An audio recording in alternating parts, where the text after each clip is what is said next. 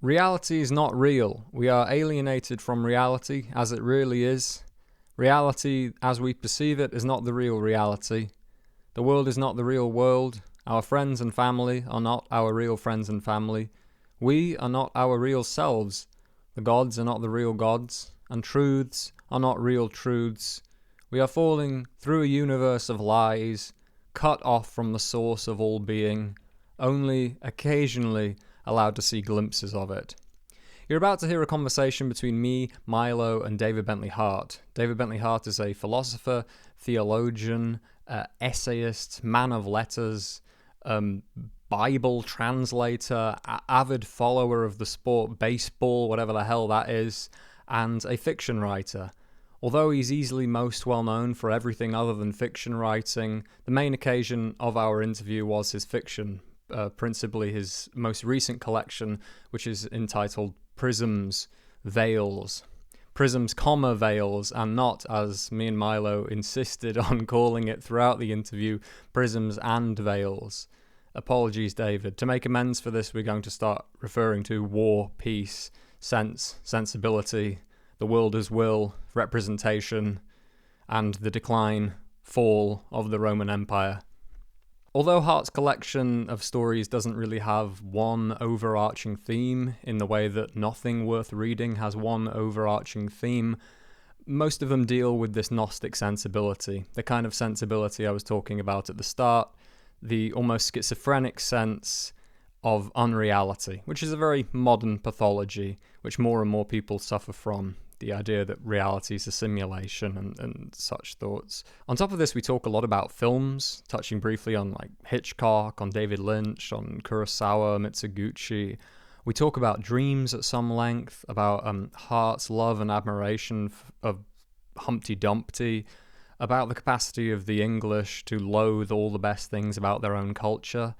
If you want to know what David Bentley Hart's first ever piece of writing was about, if you want to know what 3 books he would add to the biblical canon, if he could, if you want to know who his childhood celebrity crush was, and who wouldn't, stay tuned. Quick disclaimer as well, this is the first interview Milo and I have ever conducted, so we were both pretty shy and occasionally stilted and stumbling. We go off topic fairly frequently. There is already a great structured in-depth discussion on the book, which I can recommend in an interview by a guy called Bryn Morris, uploaded on Hart's channel called Leaves in the Wind, which is excellent. By the end of our interview, we are just having an, albeit highly pleasant, but basically formless chat. Who's that in the background portrait there, Milo? Milo's joining us from inside the Palace of Westminster. Yeah, that's Charles the First. That's Charles. Yeah, I was about to say it's Charles the First, even with the glow of the lamp. A rare portrait in this palace, but he does have a few likenesses to remind us. Keep your head down. Precisely. Opposite on this wall here, there's a Richard Cromwell. So they're staring at each other for eternity now. As it should be. As it should be. That's the tension that sustains parliamentary democracy. So true. You need a representative of the glorious revolution too there somewhere, though. And restoration. You could have a sort of quadratic relation. Perhaps by consuming an orange. I'll pass these ideas up. I mean, there's plenty of room. I like the idea of starting the conversation with an epigraph, which I've memorized. And yet, as angels in some brighter dreams, call to the soul where man doth sleep, so some strange thoughts transcend our wonted themes, and into glory peep.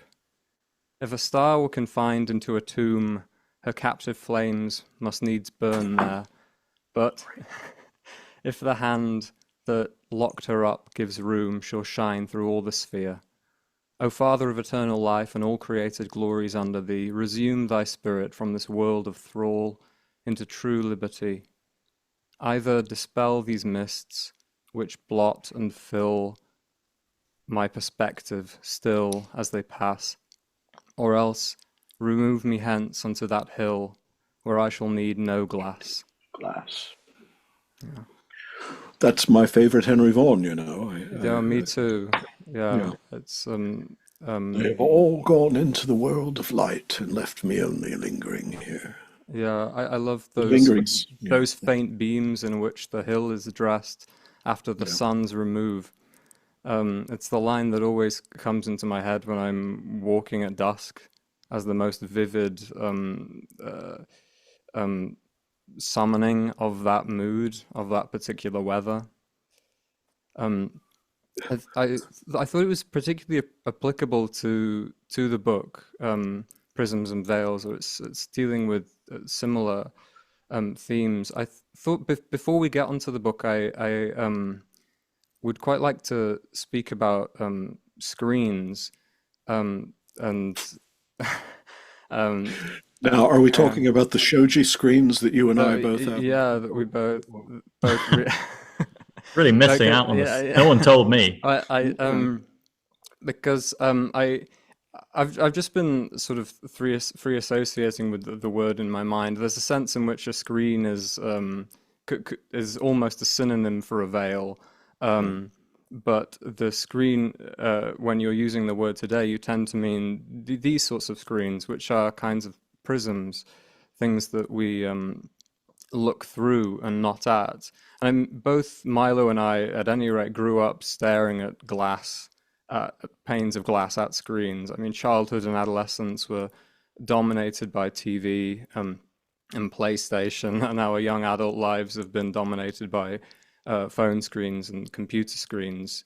Most of the jobs I've ever worked in have required me to stare at screens for several hours a day, after which I usually return home and willingly go on staring at screens. They've become sort of not merely the material, but the spiritual waters we swim in, and the greater part not merely of the external world, but also the internal world of my fantasies, of my longings, of my values, seem to sap their borrowed reality from these screens, partly just as a consequence of being born when we were in this particular era. I just wanted to ask as a first question, what was your relationship to visual media growing up in the 70s, and how is it different to now? And what do you think these screen images, particularly moving images, are doing to our souls? Well, not just images, but the words and the kind of discourse it generates that is scaled to the sort of attention spans that we've created for ourselves. And even if you're my age, you get drawn into the habit. I mean, we work on screens, and sometimes, you know, especially if we're, in a sense, asked to market ourselves, we've become a product. We've been brought into the sort of the capitalist logic of, I have a Substack, I have to go and check to see what messages I've got. Make sure no one's saying anything too obscene. Yeah. You know, just obscene enough, you know, but not too obscene.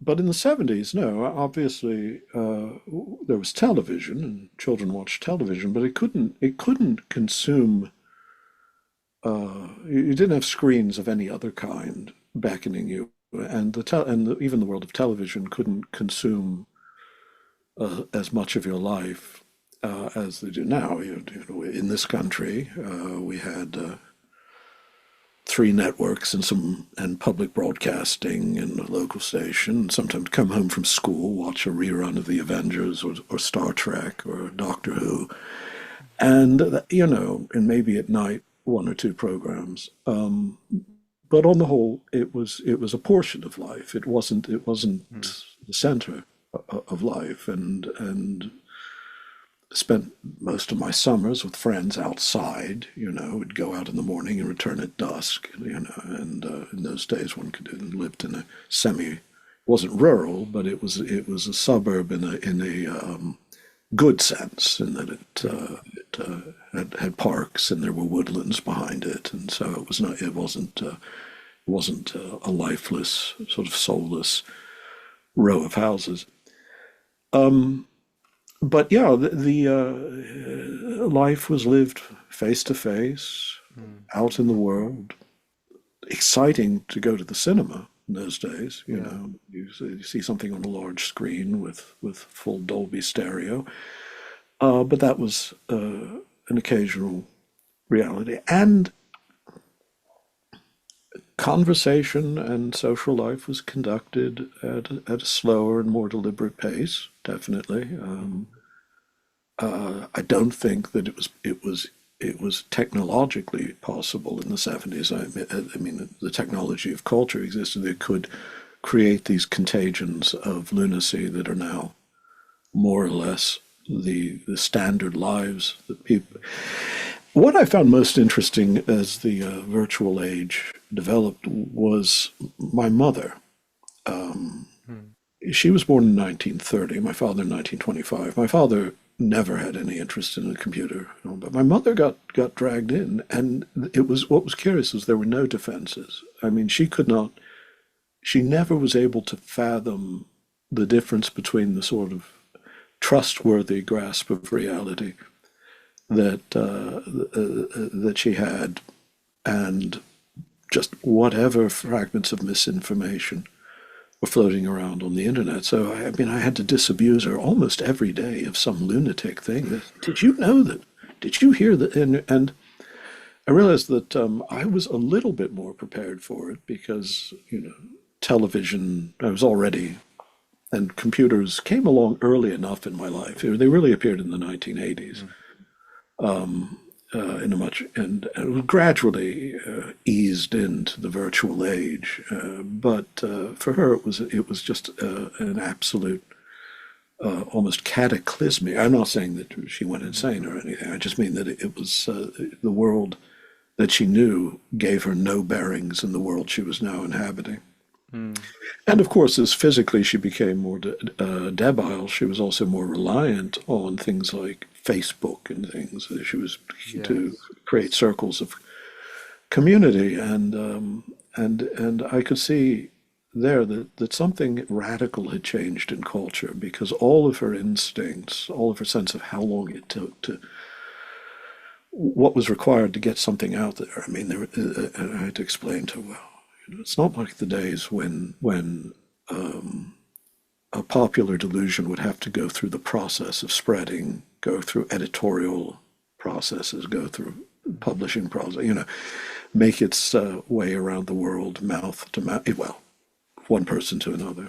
And so I'm rambling now, but that Yeah, no, but I it think was a different world. And the one last thing I'll say, though, is the thing that was the most violent shift in my experience was the smartphone. What I saw that do.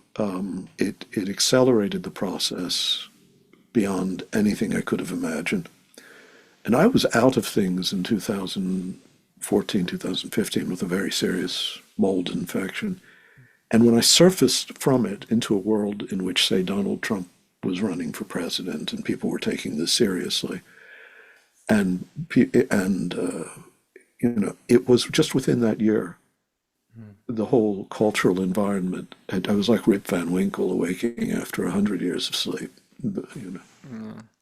It's strange as well because the in some ways the least appealing you'd think or it goes even invisible the least beguiling illusion it's such a small image at least comparing it to the cinema which has this sensory overwhelming quality you'd think if a technology had the capacity to drive you mad with its hyper reality, it would be something all encompassing rather than this tiny little um, thin, yeah. But cinema is not relentlessly badgering you. It doesn't run by an algorithm. It's not in your pocket constantly sending you alerts. It's not. It doesn't take you from one page of reading to another according to an algorithmic logic of, oh, well, this person, you know, uh, Yeah. 8 hours. You go on looking for information of vaccines, and 8 hours later you're a fascist. It's it's intimate in a way that cinema isn't really. Cinema, I mean, traditionally, you go elsewhere anyway. you'd go to its temple, and Yeah. there you'd receive it. Whereas it's in your pocket, it's in your hand. I think there is some kind of almost ancient ritual, and you hold it in your hand. It belongs to you. You look in this little mirror, and it speaks to you in a way it doesn't speak to everyone else. Whereas in the cinema, you are, in theory, experiencing the same thing. Well, in the one sense, it's a prosthesis. I mean, you become accustomed to using it as you would a mechanical hand if you'd had to have one attached. But on the other, yeah, it is like a little magic mirror that's talking to you constantly. And it is I cannot emphasize just how much that year away from the world, in a sense, made me realize the speed with which cultural transformation, psychological cultural transformation now occurs. And principally as well, not just of the online world, but the online world now is in our pocket. We carry it even when we're out walking the dog. And it's a wonderful premise, really, to have this character who's fallen asleep and he wakes up after 100 years and everything's completely different. And then the twist of the story is it's been like 4 weeks and something so extreme has occurred that the world is completely unrecognizable, but it's not been long at all. Yeah. Yeah. And there's something about moving images sort of apart from the algorithms and the internet question, that moving images have something so dreamlike about them. And I mean, and people like who grew up on black and white television famously dream in black and white. The idea that moving images are the closest to dreams that one approaches in conscious life. Just the idea of dreaming for 8 hours a day seems in some way an unhealthy amount. It's good to have dream in the dream temple or in one's bed, and only for a few hours. There's something about it's like any other addiction to something that's a glass of whiskey and alcoholism are two very different things. This is iced tea, by the way. I don't want to disappoint you, but I like to try to remain compos mentis when talking. But like any other, it's now just a constant need. The first thing, I think actually now the majority, supposedly, according to how you poll these things, I don't know, but the majority of persons in not even only in the developed world, but in the world at large, the first thing they do in the morning is dive into that world on the little screen and start looking for messages and checking their social media feeds. And so it's I don't know if I think you may be underestimating the amount of time spent. 8 hours might be falling far short of. Maybe, yeah. And well, this is a somber way to begin this conversation. There you go. Quoting Henry Vaughan. It ends with glass. The phone is made of glass. This is how. That's true. How I think. Yeah. It's all going around. Yeah, and yeah, could we switch to cinema, more like the more pleasant iteration of the glass, or I suppose the beams. Did you have a childhood celebrity crush? Well, are you speaking romantically, or are you speaking romantically, a man crush on the guy I wanted to be? No, like the blooming adolescence, understanding what these feelings are through women on screens. Most definitely, yeah. When I was a child, American television, local television, was sort of what Turner Classic Movies is now. It was just a vast archive of old films, not as fully restored, and some of them not available, some of them still in the edited form from the post-Hayes office period. So you didn't see, for instance, the uncut version of the first two Tarzan films because Marina Sullivan was running around basically naked in so much of it. But what you saw was so I fell in love with a lot of women who were much too old for me. I mean, we're not just talking about Barbara Eden or I Dream of Jeannie. I mean, I was falling in love with Ava Gardner and Okay, yeah. in One Touch of Venus, or most definitely Lauren Bacall and any number of other women. And I was vaguely aware that really I didn't have a chance with these ladies. But it was a sentimental awakening. But they were also much more interesting women. I find, I don't know why, but the depiction of women in film and on television over the years has gotten a lot more demeaning, even as it's become more conscious, less consciously misogynist. But the characters simply aren't as interesting. I mean, they aren't as witty. You don't. It's not that his girl Friday. There are very few characters of that sort who combine feminine grace and brilliant rapier wit and the sort of American hard-edged no nonsense. And I don't know why that is. Rather, I think both men and women now on screen tend to come across rather as petulant adolescents who are just less interesting to watch. So I don't know if I. Also, I seem to have been drawn a bit more to the hourglass figures that were in fashion in the 40s. So I probably, But no, I think the thing about cinema, though, is, as you say, it was a special experience. It was an experience of a very refined art, even in its most vulgar expressions, in the same way that going to the opera, opera used to be, the working person's art. Actually, it was not considered high flown. It's not really. Orson It's Welles said Wagner. during Orson Welles' childhood, he said the opera star was the equivalent of Elvis Presley. Yeah. Like, people would faint or walking down the street, Sure. they were there. Yeah. No, I mean, and my father, who had a wonderful operatic bass baritone, would still talk somewhat reverently of Gigli and others he had heard, and very little interest in people on screen. Again, he was, but cinema was the realization of what Wagner called the Gesamtkunstwerk. It's a total artwork. The thing that he wanted to do to be able to merge drama and imagery of a very controlled, very kind, along with music, and of course if he had had special effects. Can you imagine Wagner being able to have a CGI Fafner, and giants and dragons and all the things? But it's a highly refined art with a grammar that's exquisite in the hands of a master, and it even was thoroughly entertaining. One of my favorite, I used to, when I would teach, there were courses at the Providence College in Rhode Island, where I used to teach, and I would begin the one on cinema. There were several lectures on cinema. It was about the arts and culture, education, the history of it, with a shot from Stray Dog, the Kurosawa film, in the scene in which Akira Kurosawa's character, the young policeman,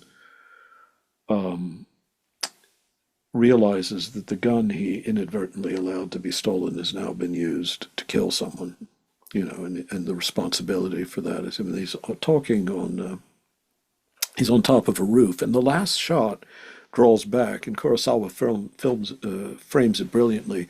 The top of the roof and the young policemen are at the very bottom of the screen, and it's just this immense overcast sky above him, as if the entire weight of the universe is bearing down on him. And it's something that no other art form other than, because you could depict that in painting, but not with the dramatic, not with the change of perspective, and not with the use of music that he has in that scene. So, it was a high art. And even in its vulgar forms, it was an art that asks you to become engaged imaginatively with someone else's visions, and then to remove yourself from it. It's not a didactic medium. It's not a reactive one, except the natural affective reaction.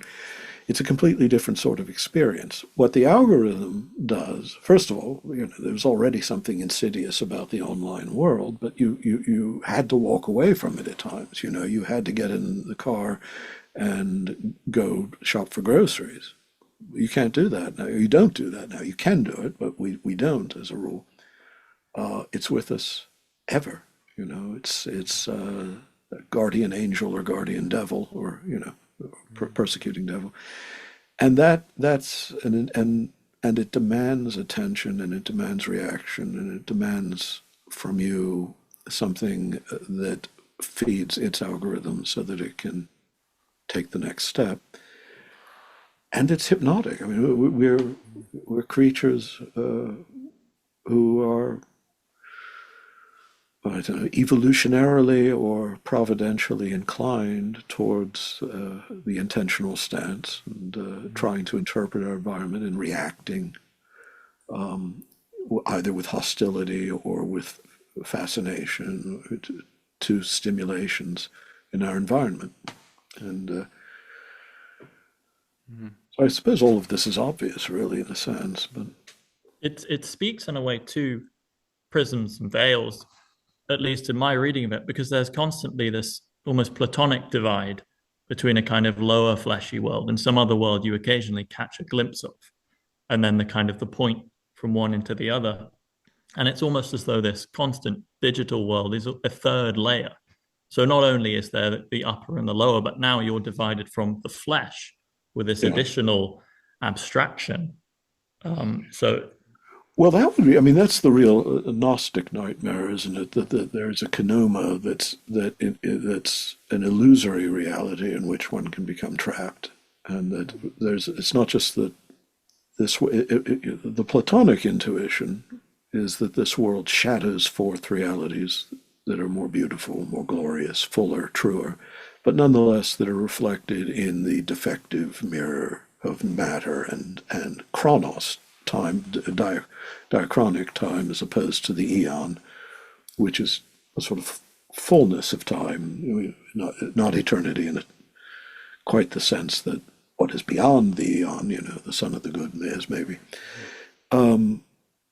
And in a sense, I don't know, it may be that we've actually perfected that nightmare, that sense that we can inhabit a reality that doesn't reflect the transcendent at all, except in a fugitive and perverted form. It borrows the forms, but it twists them into realities that are inconsonant and it's not merely that the gods and the angels are behind a veil, but trees, stones, and how much do we actually look at trees and stones now? We look at pictures of it. It's an amazing thing. I have a smartphone. I found it, because I work online, in a sense. I write online, and I have to tell myself not to use it for anything that isn't strictly necessary.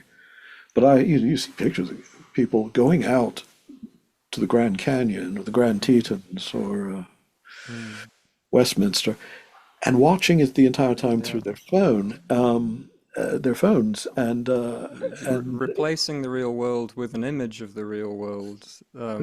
so quick and so anxious to get a picture of the tree whose leaves have turned red, pulsing and looking. Yeah, no, it's true, and we spend. Again, I do see walking, of course, listening to what's coming from their phone, but staring at it as they walk along a pavement through the neighborhood is a very curious sort of behavior. At least it was. It would have been when I was a child. People would have thought, "What's wrong?" And there's something slightly demented about that. You would smile at the fellow who's walking along reading a book of poetry and laugh when he trips over the roots of a tree, perhaps. If one's a sadist, as you two notoriously are.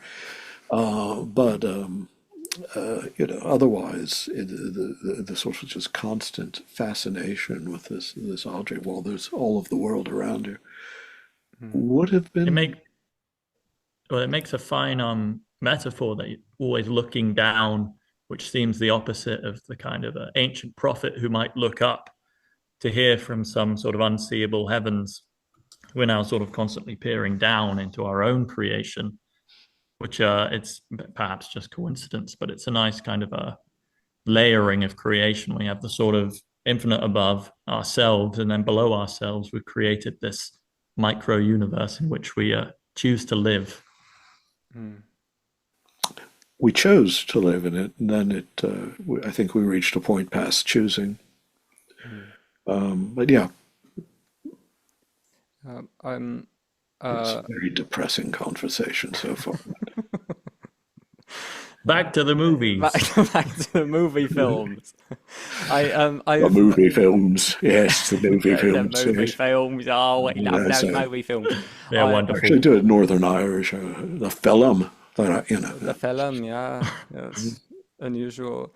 I've been thinking about the way in which overlaps between films and sort of portrayals of the afterlife. I mean, there is something extremely uncanny about seeing all of these dead people in animation specifically. It's also uncanny seeing, you know, these ancient Egyptian portraits and so on, seeing this mummified or a solidified impression of someone who's been dead for hundreds of years. But the mummification of movement, of animation, which I think to lots of people, or to ancient peoples, seemed like a synonym for life movement. I know, like the animation and the soul or life are often etymologically linked in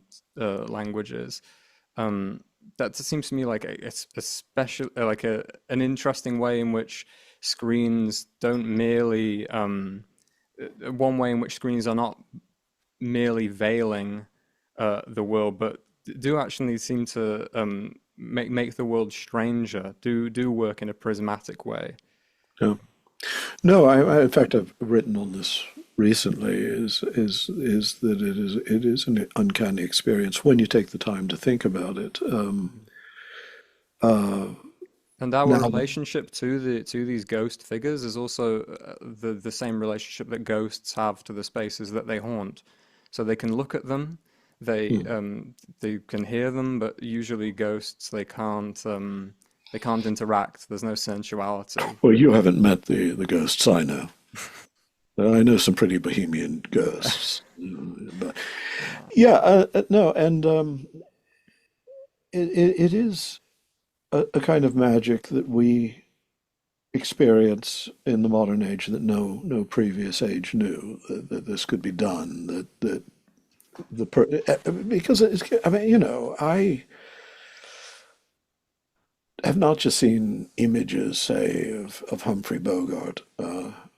I've seen so many, heard his voice so often, seen him in movies, that his gestures, you know, his facial gestures, his vocal, not only intonations but cadences, are as familiar to me as someone I know. And but he died before I was born. Yes. Um, and I have this strange relationship with a revenant. And I think there's a certain beauty in that too. I mean, it's not something to lament, surely. It does to me, to my mind, make reality more mysterious for us because we do sense a spark of life in what we know to be, you know, just images from a different age. Again, though, very different experience from what goes on because Yeah. what's going on with this thing in your pocket, yeah, you can summon up a film on it if you want. If so, cinematic experience can be enjoyed at the level of an index card. But simultaneity is everything. It's you know, trying to keep you now focused on what is happening this moment, and not allowing you a reflective interval at all. It conquers the sense of time in a completely different way. You watch an old film, yeah, something of the past is brought into the present, and you're carried somewhat into the past, but time is still there. There's still the reflective distance from it. It's a completed artifact. You respond to it, it ends. You love it, you hate it, you're indifferent to it. You watch it again. you know. It's not an it's not an intrusive ghost. It's not a ghost Uh, who is constantly whispering Well, to you. but Yeah. what you're holding in your hand or carrying in your pocket isn't a ghost at all. Obviously, it's more like a devil. It's it's more like one of the demons that the Desert Fathers talk about. That's constantly trying to distract him from prayer and contemplation. You know, it's that's Mm. acedia. You know, acedia as an algorithm, restless mind, vagary, wandering mind, the logismy that Evagrius Ponticus talks about. It's just a completely different, what's a completely different kind of screen and different kind of veil. It reminds me, in fact, of one of the stories in the collection. I forget the name, but the one with the adoring fan at the theatre who comes every night to see the actress, but seems Yeah, completely disinterested in the woman herself, in that yeah, we can forge these somewhat real relationships with these figments of people and feel that we know them. And there's often the feeling in the text and in life of also the story of the dream in which the romance felt so real, but Mm. then you wake up and it's not real, but the feeling is real and pertains to something. And it's interesting how cinema is essentially built on that fact of reality, the fact that with these characters, with these people in these scenarios, and you go into it knowing it's fiction, and yet you come out of it having genuinely felt the feelings of reality. So there is reality patterned in there, even in sort of a knowing falsehood. And again, it's like this actress. He knows the character is not the actress. In fact, that is the very premise of his romance, and yet the romance continues. yeah. Mm. The name of that story is Dramatis Personae Personae too. 2. Yeah. 2, yeah. It's one of the two. Yeah. Well, yeah, no. I don't have anything to add to that because, of course, you've latched onto the theme of the story quite correctly. I mean, I suppose the book, I always hate saying that a book of fiction is about this or that, because really the stories occur to me first, right? You know, the stories Yes. occurred to me first. But there is, but in writing them, of course, you realize what your preoccupations are whenever you write something like that, and the borderline between the real and the really real, or the real and the false, you know, and being able to distinguish which boundary lies where, seems to be a recurrent motif, at least in the Mm. collection. So it obviously is something that preoccupies me at the level of sensibility, not just at the level of, say, philosophical reflection. Mm. I've read that some of the stories were the results of real dreams you had. Yeah, yeah, Which ones were those? yeah. One is the one called Twilight that you mentioned already about the Yes, family. yes. That goes back. Now that could have just been, you know, I mean, that dream was, I think, must have been 17 or so. So I mean, that's a very romantic age. It's a dream that happens to me quite frequently, like almost in very specific, vivid detail. I think Milo was actually staying with me one time when this happened, but the female figure in the dream, and it is usually women with me. This feeling that you vividly knew someone, Mm, and they were a real person, and then you wake yeah. up and they've disappeared. Only with me, they tend to take the avatars of just screen women.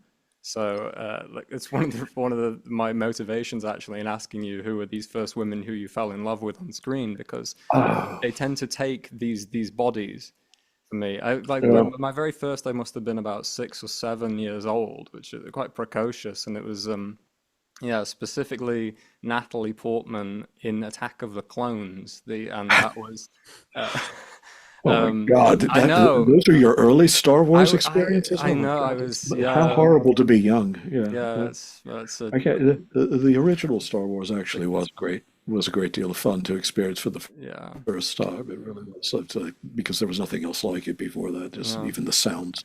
But But even yeah, then, no, I it wasn't Natalie Portman. It wasn't even Princess Amidala. It right. was a different person who I knew and didn't even get to know in the dream. It was as if I'd known her a long time. Yeah. Mm. Yeah, in my case, when I had the dream there was definitely someone, the woman in the dream resembled without being exactly the same. And that was, should I tell you? Should I tell you? Yeah, please. Because her hair is different and she wore glasses in the dream, but I recognized something, but the profile was obviously modeled on Diana Rigg, the young Diana Rigg, Mrs. Peel on the Avengers. From Her Majesty's Secret Service? Yeah. Yeah, yeah. Again, your youth is showing. I mean, that you have to be told who Diana Rigg No, was. the Avengers. The late 60s. Emma Peel. Emma Peel. Emma Yeah, Peel, yes. yeah, yeah. Okay, you have to understand this. And as you're British, this is part of your culture. There's Honor Blackman, there's Kathy Bates, right? Kathy Gale, then Diana Rigg, Emma Peel, and then Tara King is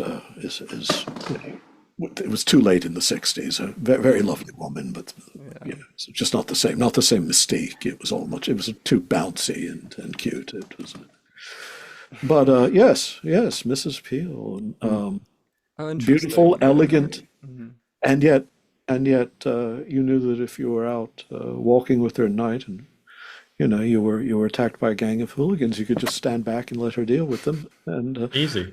I think when I wrote about this once on Substack, how could one not love her at once, the woman of my dreams and my utmost manly ideal? She was Full package. yeah. No room So, for you. but yeah, no. I mean, seriously, yeah. I mean, so borrowed, but in the course of the dream, it was all someone I knew. I mean, I really knew this person, and it was a shock to awaken into a world in which she had never existed, and I had no memories of her.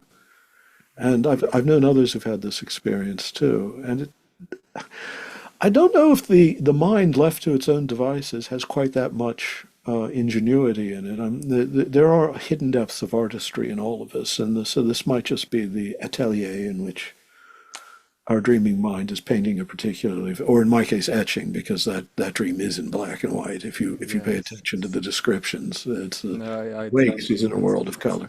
I don't actually tend to dream in black and white, but that dream was. Yeah. So In a very I don't know. vividly sketched, not merely colorless on the spectrum of color, but also sort of sapped of reality in a strange way. I was imagining it as a sort of almost as a sketched town in the back. Yeah. It's interesting in that story how the cycle of this situation that the two lovers are in, of her constantly being with some man who she shouldn't be with, and him having to console her every time and being willing to do it, that this cycle seems to be broken by the influence of these mysterious forces from beyond, these not non-benign malignant gods, Yeah. sort of implying that there is another layer even from the dream of dreamers. It could even be like one in a cycle of people dreaming each other for eternity in all directions. I've discovered I obviously have a draw towards slightly Gnostic themes as well. I don't know why. I mean, in scholarly life, I've had a desire to understand Gnosticism because I think we have these very strangely ahistorical notions of late antiquity with regard to late antique Judaism and Christianity and the pagan world and what we call Gnosticism. So I mean, I have a scholarly interest in it, but obviously there's a temperamental fascination with the possibilities that recurs. It's certainly in that collection. It shows up on a number of occasions, but probably mostly you're right there. So we're giving the whole story away, but I've already given most of that story away in a previous interview. So that one, I guess, will be is that I remember that in the dream as well, the sense that there was a malignity on the other side of this world, and I didn't want to leave it, and wanted to stay in the darkness of the room that it ends in with. And that was a very curious experience. And I don't know, you could say psychologically, I was just thinking of the world outside of the people I really knew who, if I went back to them, would take me away from her, you know. But I don't know, I don't like to be psychologically reductive about these things either. I think that maybe there was a real apprehension there as well as something that goes beyond merely a psychological allegory. Yeah, well, the dreams are so fragile in this sense. They can be vivid, and upon waking, you become very aware how quickly and how swiftly the whole thing will vanish. So and it's often with the most pleasant dreams that awaking is the most painful. And then, trying to remain in that state halfway through the veil, on the threshold, knowing that if you wake up, if you simply get up, then it will be completely obliterated. Yeah. So that. No, I think that's a common enough experience we've all had, and I do, I honestly think that the dreams should be taken very seriously. Again, I don't live intellectually in a purely post-Freudian milieu. It's not the way I think. I don't think that the purpose, what we should be doing in dreams is decoding them as psychological messages that we're sending to ourselves out of the depths of the unconscious. I'm not discounting that. I think that's some element of it. But I do think there's a porousness to consciousness that we experience in other ways as well. You can just have cases of odd synchronicities across distances with friends, or moments when you understand another person and he or she understands you or, as has also happened to me in dreams, dreaming something before it happened, detail by detail, at least on 3 instances. And that used to happen to my father all the time, actually. My father would have very vivid, elaborate dreams, and sometimes would describe them to us, and then they would come to pass under circumstances that we could not possibly, any of us, have predicted, and that we were witnesses to them, and he had already told us about them. Do you remember any specific examples of Yeah, dreams your well, father told you? Yeah, I can think of 2. One was him describing a place in London, and he was not planning. There was no plan to go to London. It's just that I ended up going to London on the way to university studying, and they decided to come over. It was but part of London my father had never been in before, but he had described completely this gate of an older, maybe 15th century gate that actually is not much of an historical site at all. It just happens to have persisted and preserved. And the person we talked to, we met on the pavement on the way, what he said to us, and then it happened. And there was no way when he had had the dream he knew the 3 of us would be there in London. But the most elaborate one of all that I recall was, what's funny about these dreams is they're often quite trivial. It's not like I had one dream once in which it was very important. What happened was very important. It was a good thing I'd had the dream because it averted something. But otherwise, it's always something very trivial, like, I had a tomato sandwich and met someone from Sweden at the bookstore at the university. It was like that. There's no reason to have a fatidic premonition of this. In my father's case, it was, during a snowstorm, he and my mother were driving, and this was the dream. And he didn't recognize the place, but there was this beautiful house among this great stand of high trees, most of them conifers, and they pulled up, and a man came out in a red sweater. And why he was telling us this dream, I don't know. But firstly, because it was very vivid. It was almost like he was really there. And his wife made them coffee while they got directions and waited for the snow to clear up a bit. And then 7 months later, it happened to the 2 of them when in those days you didn't have GPS, so you could actually get lost. And we also didn't have, a snowstorm could actually sneak up on you if you weren't paying attention to the radio. So again, nothing of great moment, but nonetheless, we could verify that he had had this dream. He'd mentioned it to us for some reason, and then it had come true. So I take dreams very seriously. I don't know what they are exactly, but in most ancient cultures, most traditional cultures, it's not the case that visions are flooding into your mind, usually, if you look at the dream literature, at least if the dreams are true. They're sent. The dream is often sent in a personified form by the manes below, for instance, in Roman religion. But it can be false or true. But more specifically, what a dream is the soul venturing away from you and going to some other place, other dimension, and experiencing something that you can't, making a visit, sometimes a sacred visit.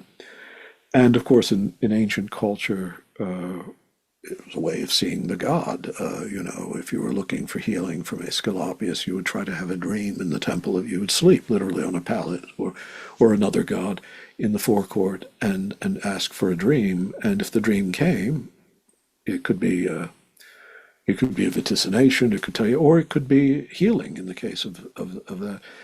And I'm just superstitious enough to believe that this is what dreams are. They really are a place where the mind, where the consciousness is in communion at large with something beyond itself, and also deeper within itself at the same time.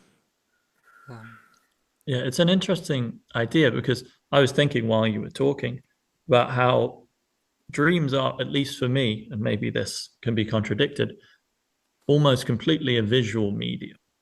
There is sound, but often not coherent. I'm not sure if I've ever listened to a full song in a dream. Taste, very dubious if I've had really excellent taste. And smell, again, vaguely there, but sight, vivid sight. And so it lends itself to visual reproduction. And we've already spoken about cinema as a kind of visual dream, a daydream. But curiously, most cinema being post-Freudian, sort of explicitly, dreams in cinema tend to be rendered in these extremely symbolic. There's a clock with no hands on it, and you sort of, what's the Hitchcock film? Spellbound. Spellbound. You get this glorious dream designed by Dali, and then they very boringly and they take it and turn it into this boring point by point. Easily, Oh, by the way, I should mention Ingrid Bergman might have been my very first love affair. I knew it. That was hopeless. Yeah, Ingrid and I were not destined to be. It's funny because there are people like David Lynch who who does seem like a he has, if not a pre-Freudian, then at least a non-Freudian dream relationship. I think that's true. I'm sort of rewatching the Twin Peaks at the moment, and their dreams are very much the gateway into this other world. Sadly, of course, with Twin Peaks, I was a contemporary of that great moment in Western culture, is that when the network forced them to bring the Who Killed Laura Palmer story to a premature close in the 9th episode, then Lynch sort of increasingly lost interest in the program, and it goes downhill.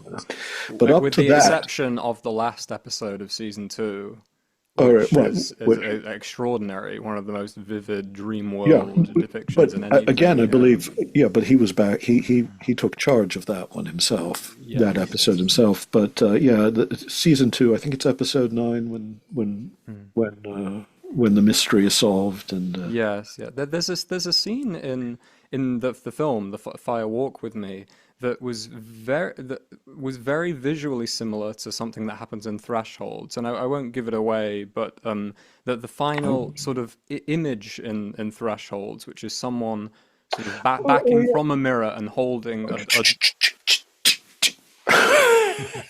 that one I want to be a surprise if I can convince people to buy and read it. There is a scene in Fire Walk With Me where Laura Palmer has hung a painting on her wall that these emissaries of the next world have given to her, and the precise way in which she sees herself in the painting mirrors the thresholds. Now I have to go back and look at that. I haven't seen that film for a long time. I actually, when it first came out, this is went to a viewing of it at the local cinema during the day with I was at the University of Virginia at the time with my friend, a friend named Joseph Harder. We were literally the only two people there.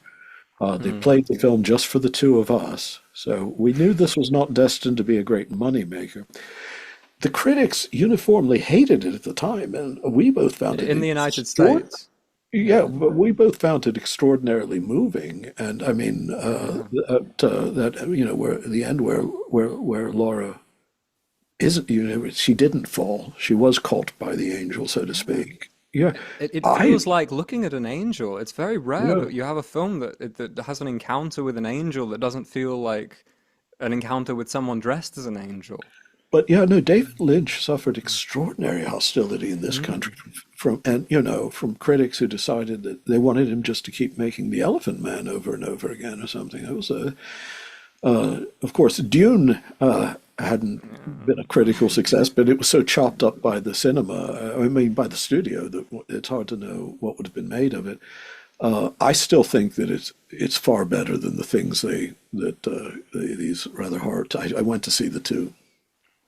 I don't know why, but I like David Lynch's because it had a dreamlike, at times nightmarish, but at times genuinely dreamlike quality to it that had a weirdness and a strangeness and an otherworldliness that suggested to me.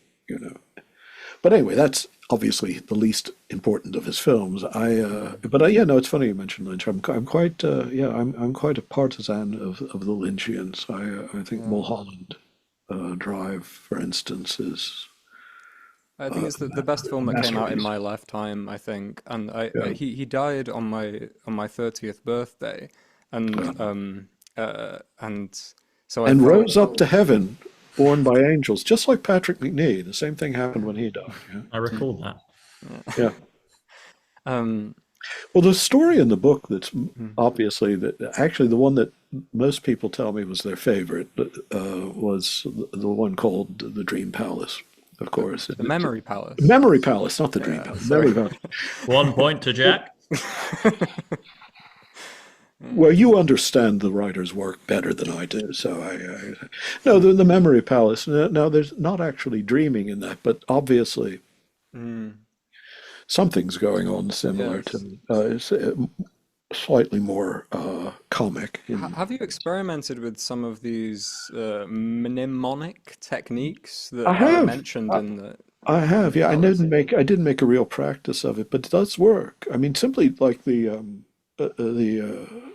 think I described the sort of the march around the room in which you're trying to remember objects, remember something by thinking of it as an object laid on this desk, on this table, and that's a very simple test of how well it works. But it's true. The associations, even though they're entirely accidental and maybe a little arbitrary, nonetheless, for that very reason, the associations become infrangible. They're totally because so oh yes, the next object is a daguerreotype of a man in a bowler hat.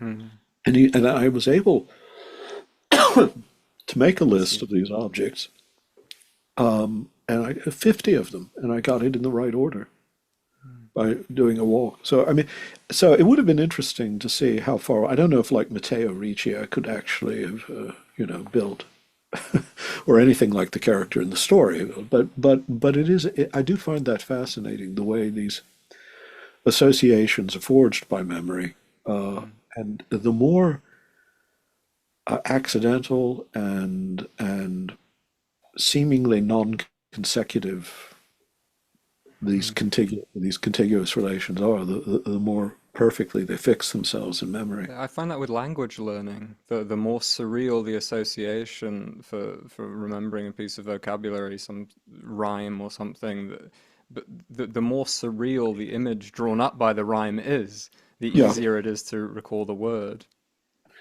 No, this I think that's true. Curiously enough, when I was in school as a boy, I was first studying German, for instance, the very first poem.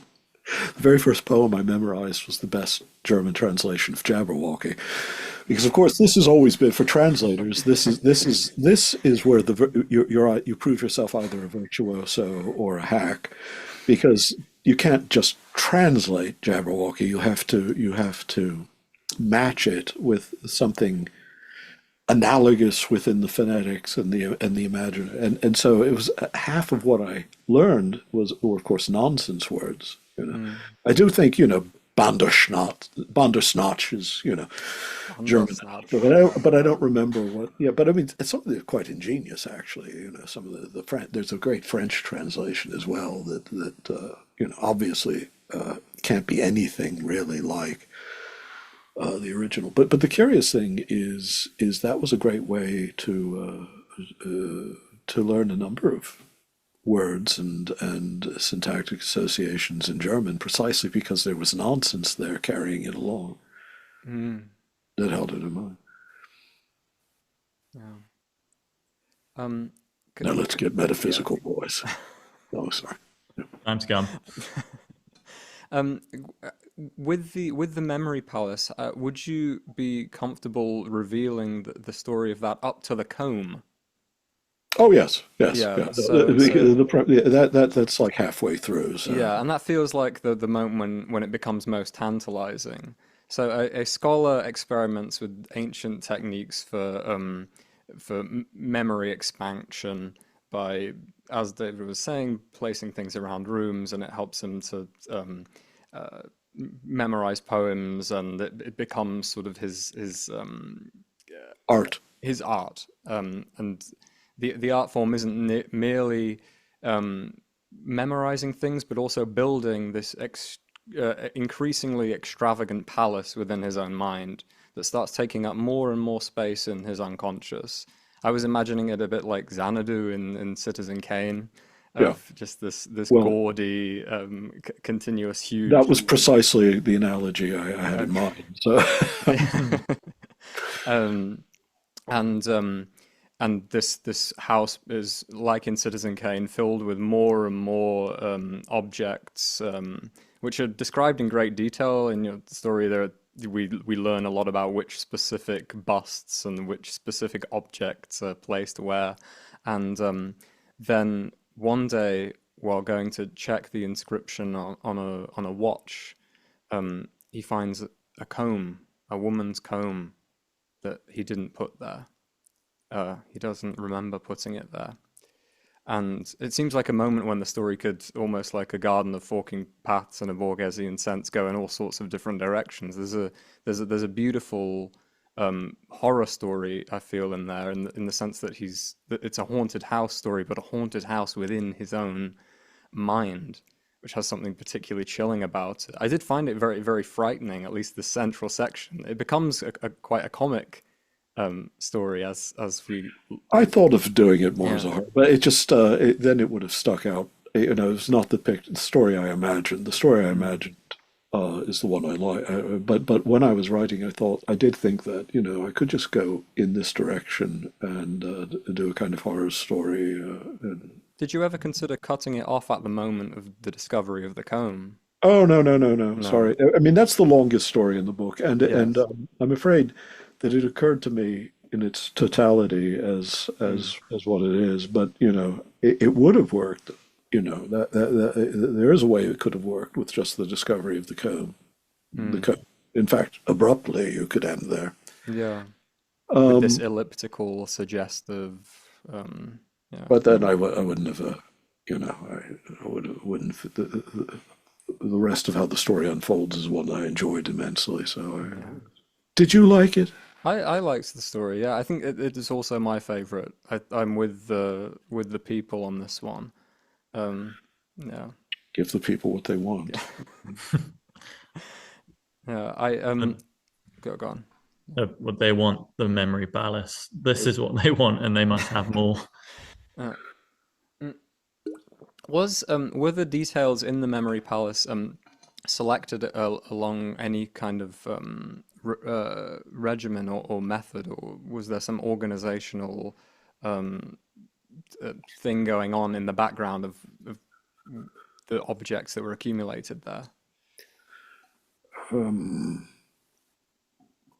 oh, I don't know. I mean, I know that I wanted to make them gradually more diverse and more ferruginous, and gradually to be objects that not only that he hadn't placed there, but that he couldn't have devised, because they weren't part of his conscious world, such as the Chinese poem, for instance. I mean, you take it for granted that he's not able to read Chinese. Well, he says that. But I was more concerned with pace, of course. I wanted first one anomalous object, and then its recurrence in a form that bore the marks of his first reactions to it, and then more and more gradually to the point where everything is flooding in and the story evolves into again, I suppose I want to end there, but yeah, I mean the premise is that, yes, is that the palace has grown so large that it's now exceeding the limits of his own consciousness, it seems, and Tapping into the others are able to well. enter into, yeah. Yeah. Which I like the conversation about enclosures in it, But Yeah. Yeah, I like the last well, the last line. There's a funny I don't like some of the Jacobin rhetoric that they've been using towards me. Funny last yeah, line. copies of Jacobin, Soissons-Huitard. Yeah. Yeah. The name that the influence that seems to be most present, or at least you're sort of primed to see it because you read the name Borges four Yeah, times before even reaching the yeah, text in. that was unexpected. A lot Um, is how so obviously the thing though I want to point out is that mm, Borges obviously is one of the. I mean, he's one of the 20th century, along with Kafka and Proust and Nabokov and others who probably I had the profoundest influence on the way my literary sensibility developed during a certain crucial period of my life. But Borges is very austere in his prose. He wouldn't yeah. linger for the details. So, like, the Memory Palace is 3 or 4 times the length it would be had it been a Borges story, and Yes. I described the objects and all of this. So, I hope if it's accidentally emulous of Borges, the book, it's not slavishly so that there's an influence there. But yeah, I did notice that 4 different of them recommend, and luckily not to my disadvantage. They seem to think the comparison was an honor. I was an honorable. Yeah. So What was your well. first encounter with Borges? This during the impressionable age. What were the first stories you read by him, and what effect did The they have on ones you? the ones in Labyrinths. Mm. That was the first collection in the late 70s, I think, was when the right. And he was still alive then, so I saw him, do university readings, and he was very charming. Yeah, I've Straight that up. you can listen to quite a few audios of him lecturing on poetry, Yeah, which yeah, also no, influenced me quite a lot when I was, like about 10, 13 years ago when I was listening to them. Um, yeah, first time I read him, I really had no idea that literature could be anything like this. It was yeah. something very thoroughly left field. Um, I had sort of had the idea that you could write books about made up books that didn't exist, but the sheer depth and seriousness and specificity that he brings to it was something I don't know really overwhelmed me when I first came into contact with him. No, I think all of us, have had that experience. Mm. There's of course one of the formal aspects of the collection is that what I love in Borges. It's a particular. I don't even know if there's a genre other than Borgesian, but it might be Argentine, to be honest, because if you look at the Argentinian literary accomplishments of the 20th century. It's arguably one of the great literary cultures of the 20th century. The number of really great writers that Argentina produced is quite shocking.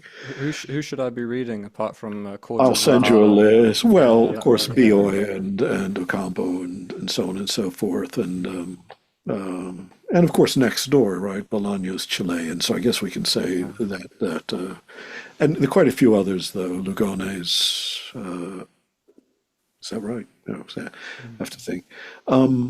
And I have this running series of books books for for a a very long journey. journey, and I've mentioned several of Yeah, them there because I have to say, Argentine literature of the 20th century fascinates me. It was the element of the fantastic, Bonomini, just it's been translated.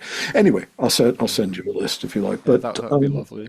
Yeah, But this sort of story that takes the form also of an essay, sort of a second level of discourse. I mean, for instance, I very much like Pictora Ignotus. probably the most Borgesian story in there. Yeah, I guess it is. Yeah. Probably is. So really, rather than write the damn thing, I should have just gone back and read Labyrinths again, and I've gotten the same pleasure out of it. But I like, now that you say it, yes, that's easily the most Borgesian of all. But also, Zalmoxis, Yes, true, though it's a true. little longer than one he'd have written, the Especially definitely in the opening when we're right learning the specific provenance of document. this Yeah, fantasy. Yeah. yeah, yeah. And but Tischendorf had it for a while, and it went to the British Museum, and it. Yeah, yes. Yeah. Um, Hmm. so yeah, okay. So yes, the association is not. In the Pictora Ignotus, is that correct? Mhm. Yeah, Can you see the painting in your mind, or any yeah. low Curiously, resolution version of it? not.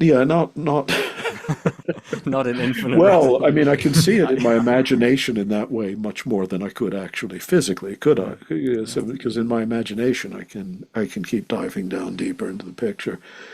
Um, Hmm. but the initial image I have in mind is a view of the harbor of Delft by, they say, though it's Dort or Dordrecht, where supposedly the picture. I'm thinking of Vermeer, other images. Um, and actually some paintings of Dordrecht. But I was finding it quite difficult to imagine the zoomed in details of the painting discovered through microscope imaging as anything other than photographic representation. Um, Yeah, I had this feeling too, in that I initially imagined the image as a Bruegel, as is my tendency, in that you see these enormous sort of planes with so many characters and details, and it feels like you can just kind of look further and further, and there's always more. But then when we get into sort of these diaphanous clouds and there are elements within elements, it's almost as though style has to recede, unless, of course, which might be interesting, there's a sort of stylistic representation of the atoms. I'm assuming it goes to the atomic level. yeah. And so everything is completely accurate by scale, but rendered in a sort of Northern Renaissance or whatnot style, yeah, which is an interesting idea in itself. Yeah. that is what I wanted it to be. I don't want you to think of it as photography, but it's um, I is and I find a great. I also, I mean, I think when I'm at my best, I'm a good essayist. Some of the things but I've never written essays uh, in the way, for instance, journalistic articles, intellectual journalism are supposed to be written according to those who make these rules, like state what you're going to do up front. If all the essays I've written that I loved most began at such an oblique angle that it was like the second, third, fourth paragraph before I actually got to the topic in a way that then retroactively made sense of those paragraphs. Uh, And so I always was writing essays as stories anyway. So mm, so the two there's it's not hard to write stories enjoying the aesthetics of the essay. So I don't know. I mean, there are others like Transformations, which I'm very fond of, or Remind me which one I transformation. tried. That's the one with Niccolo of Gonzaga Oh and, yes, and sure. Rabbi Alamano in it, and there was no real Niccolo of Gonzaga, but there really was a Rabbi Alamano, of course. Okay, yeah. Um, A curious facet of reading you is and not being particularly well read or well researched when it comes to history is that it was quite hard at times to know which characters, which details were fictitious, but in a I'm way that afraid, I found quite pleasant. yeah, I'm afraid. For instance, Recognition, the story that's set in 17th century France, and that involves the son of the Duke of Montmorency, and you know, um, the historical details are all correct. The sort of the old patron, the old those who enjoyed the patronage of the Valois, still suffering the consequences of the Bourbon ascendancy, and Henri, uh, and is based on certain characters, including House Montmorency, which was revived actually. It wasn't an ancient appanage that had been continuous from the Middle Ages. It was revived. But the actual characters in the story obviously are fictional. But I had to, I had to. I did enjoy actually getting the historical details right about the duel in the Bois de Boulogne, and all that. I'm a bit of a francophile, anyways. But yeah, I take a strange kind of pleasure in that. I think And it's quite I've a never. pleasure to read as well. No, I mean, I'm glad there's that you quite say something that. quite fantastical about it. I'm reminded of George Lucas talking about the first time he saw Kurosawa movies, and they're often set in The Sengoku like period. some ancient Japanese period of which George Lucas had no notion, but the characters are talking about it as if it's common knowledge. But he enjoyed this feeling of alienation. Um, which Yeah. I had too from time to time in the Technically literature. speaking, Kurosawa's samurai films are mostly set in the Sengoku period and after into the, and do you get to Yojimbo, which is in the 19th century and all that. So it's not ancient. He didn't do a Forgive lot of. me. I'm just. This is. We see it's important because the Sengoku period is an incredibly savage and violent period of you know, generations long, in which there's a struggle over power, over the ultimate of trying to bring the wars to an end, and finally they established the shogunate of Ieyasu Tokugawa and all that. But before that, actually, Japanese culture was not that violent. So the ancient samurai culture was not. It didn't have that same martial, warlike character to it. So that's why I insist on it. It has Okay, nothing to do yes, with the yes. rest of our conversation. But yeah, you know. Um, no, I'm glad that you enjoy reading it because I take a strange pleasure in writing it. So it's good to hear it. And I'm trying to remember the name of the. I've forgotten the title of the story about Lucy sitting in front of the mirror. The thresholds, plural. Thresholds, yes, of course. Yeah, That's the well. yeah. Two There are points several to me. there are several thresholds mentioned in the story of various kinds, and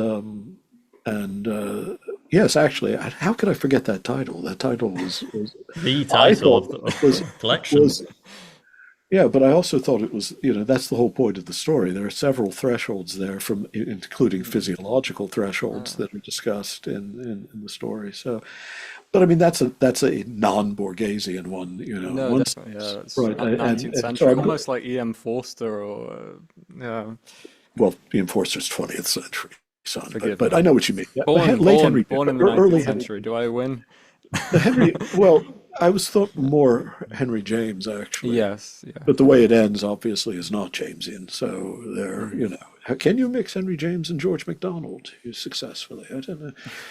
But I'm glad you mentioned David Lynch because that actually suits Uh, me. no, Is that, really rewatch Fire Walk with Me. oh, well, And again, as I say, concentrate on the painting because I know I can't remember her name. Sally Vickers said that she yep. had the same vision that we see at the end of Thresholds, also very vividly. Well, And she told if me that. Lynch is a third member of this trifecta of people seeing the same vision very vividly, that's fascinating. That was interesting when she, Mm. because she was one of the recommend endorsers of the volume. I don't know Mm. if I don't remember if she was one of the ones who mentioned Borges or not. But Yes, I think she was. well, Yeah. good. But yeah, and well, I love Sally Vickers' novels. Actually, I already loved them before we became good friends. But then I went and read the ones I hadn't gotten to yet. And I just like it's those are the sort of novels I like disappearing into for a while. But yeah, she said, you know, I had sneaked into her unconscious and stolen the Mm. idea for that story, which I found a flattering remark, you see. But it also Mm. suggests to me, whenever someone tells me that, especially someone whose work I respect, I think, well, maybe it's touching on again something.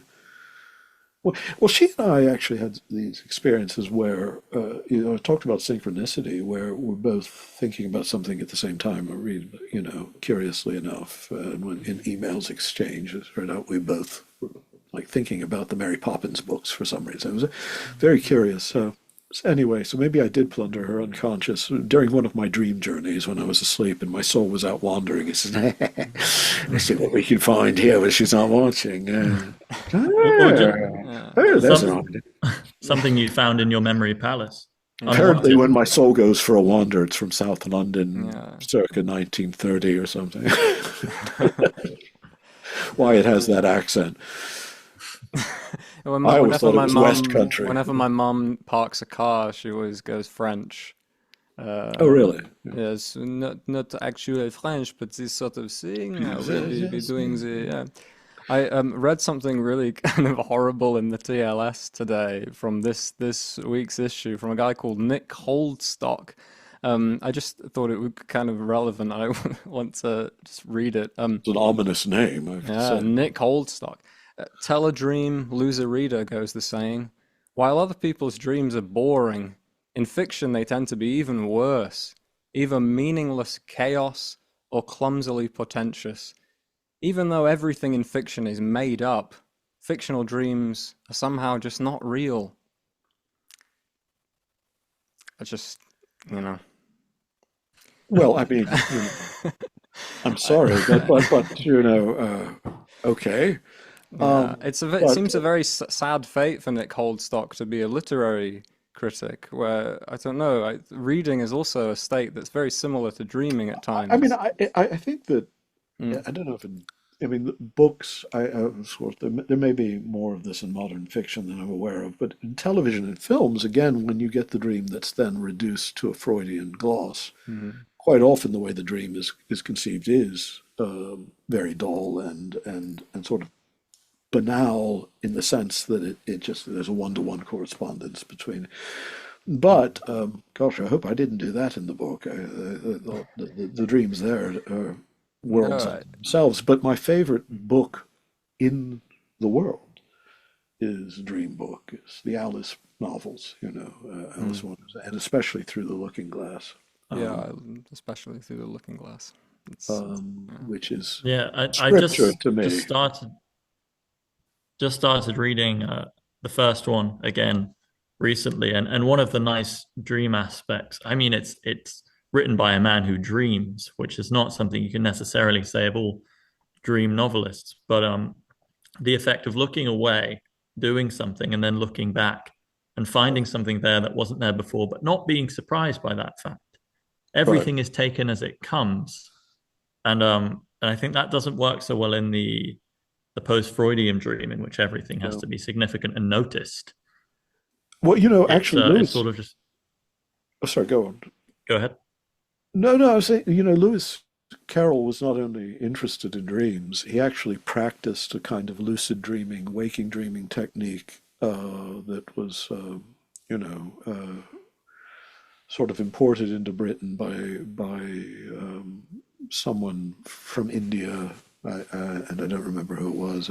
Now that came after the Alice novels, and it's reflected more in the Sylvia and Bruno books, sadly, which are a mess, although they have brilliant moments in them that I love. Of the two Alice books, of course, I mean, there's a dream logic in both of them that I love, that it's obviously fantastically amplified, but that is like the experience of dreams in which things make sense because they don't make sense, and everything's preemptive and obvious, and obviously you should know this. But Through the Looking Glass is also has that fluidity of the experience more in it, in which the shop becomes, or the boat becomes the shop becomes the meeting with Humpty Dumpty. And Now, of course, the scene with Humpty Dumpty I regard as the supreme moment in the Western literary canon. I believe all Western philosophy, theology, literature, and art is, in a sense, distilled into that scene. Humpty Dumpty is one of my great heroes. I've tried my whole life to emulate him and to be like him. And for a while, I was even physically like him when I was getting over a long illness. I sadly have thinned down again, so I lack that beautifully ovoid quality that I was trying to imitate. But what's wonderful about it, though, is what's wonderful about it is everything. I love the scene and the discourse on what Jabberwocky means, and so, something like a hedgehog, something like a badger, and something like a corkscrew. I'm trying to remember. Yeah, anyway. Is the transition to it is very dreamlike. I mean, it's one. She's looking at an egg on a shelf in the shop, and then she's on a roadway, and there he is on the wall. And but it all makes a kind of sense in the context of the dream, the transition from one to the other, and then can flow back into the narrative. And so, curiously enough, just everything about, I mean, I just Through the Looking Glass. I mean, I love both books, obviously, but Through the Looking Glass always captivated me, even as a child, in a way that almost no other book has had the power to do. Maybe one of the things I loved about Borges the first time is I got that same thrill of, completely different, literarily different, but that same uncanny thrill of, oh, this is an entire world of sensibility in itself that I just like being in. Do you remember any films, particularly from your early youth, that had a similar effect, sort of Yeah. opened the world of cinema? Well, the first time I saw Mizoguchi's Ugetsu Monogatari, or Ugetsu as it's known more now in the West, but I mean, he used to have a little time. Yeah, a number of films. Some aren't really classics. For instance, On Borrowed Time, but at the age of 9, it's one in which Lionel Barrymore is playing a man who traps death in a tree, played by Cedric Hardwicke, so that no one and nothing can die, but because he doesn't want to die, and that had effect on me. And now, if I were to see it, I'd see the flaws in it. But at 9, it captivated me utterly.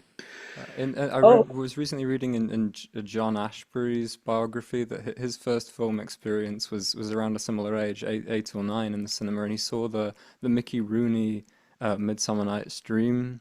I can't remember who's the director, Milo.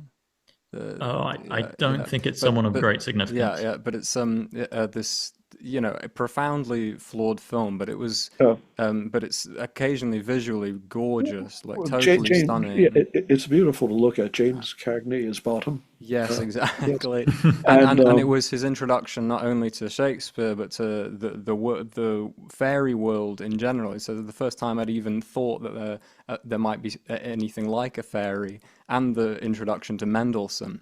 And he remembers seeing it later when he was like 50 or something, and just seeing all the flaws in it, and not enjoying it at all, but nevertheless feeling like the child's response to it was the accurate one. Yeah, well, one child's response to it, his story is very funny. His little daughter, I don't know how old she was, 4 maybe, was watching it with him, and of course, special effects Yes. saw something. So when his head turned into the you're the bottom of an ass.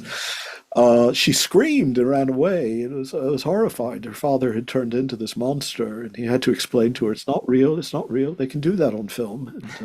And, so a child's response at 8 or 9 might be a little bit more sophisticated.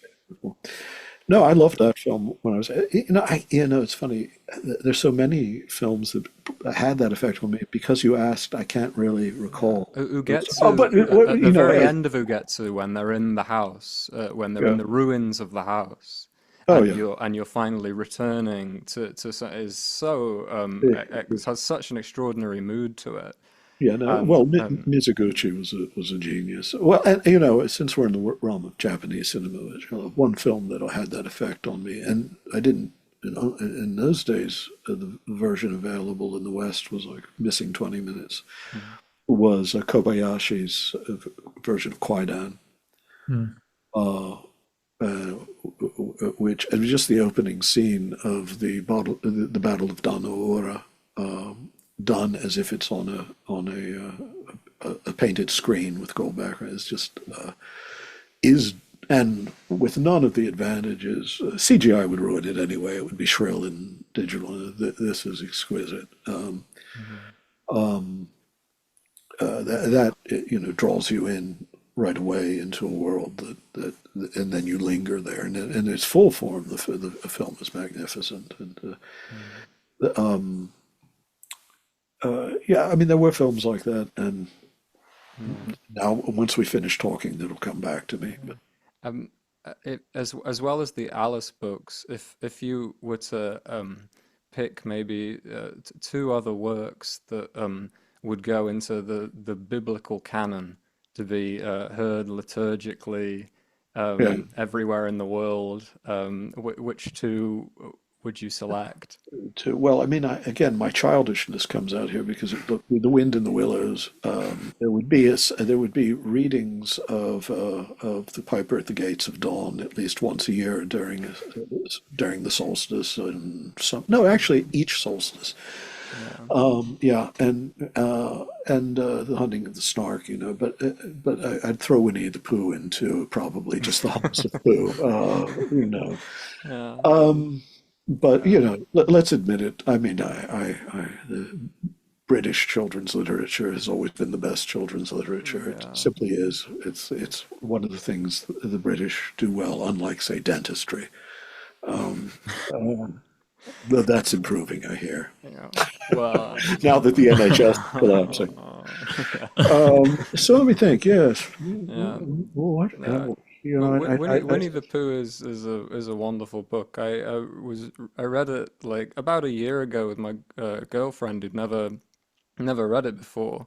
It was one of the few books and the that House of Pooh Corner, I hope. yeah, both of them. The Yeah. end of House of Pooh Corner being surprisingly the Oh, most utterly crushing, like weeping, so- overwhelming experience in well, all of it. there's Yeah. a conscious echo of the last scene in the House of Pooh Corner in Roland and Moonlight. The last scene.